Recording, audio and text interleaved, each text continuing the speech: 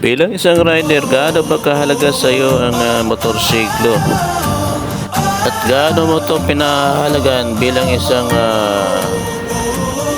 kabahagi na ng iyong buhay sa araw-araw? Ang mga ito ba'y binibigyan mo ng halaga o importansya?